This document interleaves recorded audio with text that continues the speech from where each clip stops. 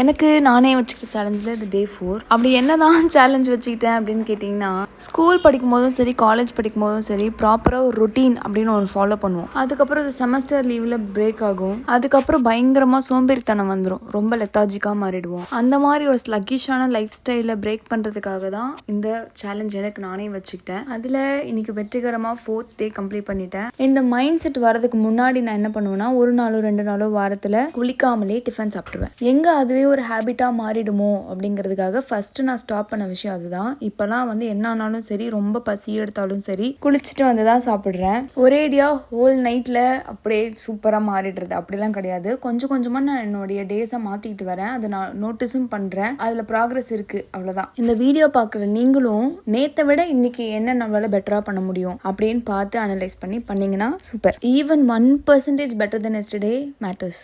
Okay, டே 5 சந்திப்போம். பாய் பாய்.